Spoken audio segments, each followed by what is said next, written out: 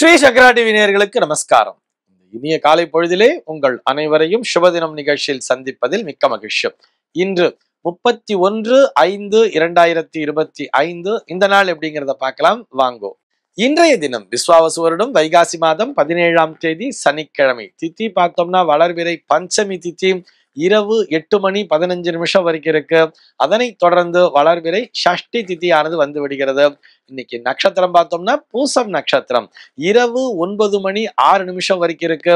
அதனை தொடர்ந்து ஆயில்யம் நட்சத்திரம் என்பதும் வந்து விடுகிறது. இரவு 9:06 வரை, அதாவது பூசம் நட்சத்திரம் இருக்கின்ற வரை இந்த நாளானது ஒரு சித்த யோகம் கூடிய நாளாக இருக்கிறது. அதனை தொடர்ந்து மரண யோகம் என்பதும் வந்து விடுகிறது.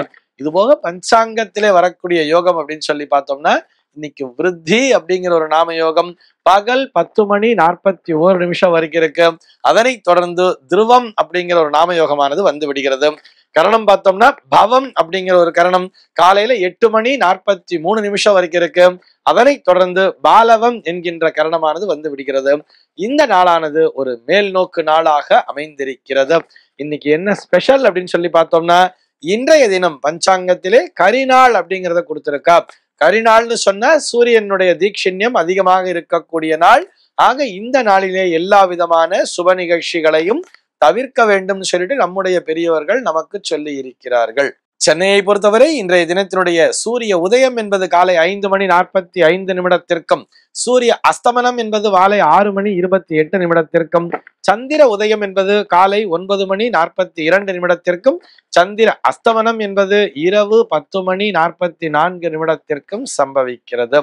பிரம்ம முகூர்த்தம் பார்த்தோம்னா நாளைய தினம் அதிகாலை 4:14 முதல் 5:45 வரையில் நீடித்திருக்கிறது. சென்னையை பொறுத்தவரை இன்றைய தினத்தினுடைய ராகு காலம் என்பது காலை 8:55 முதல் பகல் 10:31 வரையிலும், யமகண்டம் என்பது மதியம் 1:42 முதல் 3:17 வரையிலும், குளிகை காலம் என்பது காலை 5:45 முதல் 7:20 வரையிலும் சம்பவிக்கிறது. தினாந்தம் பார்த்தோம்னா இன்றைய தினம் இரவு 1:31 கொடுத்திருக்கா. சூலம் பார்த்தோம்னா இன்றைக்கு கிழக்கே சூலம் காலை 9:08 வரையில் இந்த சூல தோஷம் என்பது உண்டு. அதற்குரிய பரிகாரமாக தயிர் அருந்திவிட்டு கிழக்கு திசையை நோக்கி பயணிக்கலாம் அப்படிங்கிறதையும் சொல்லி இருக்கா.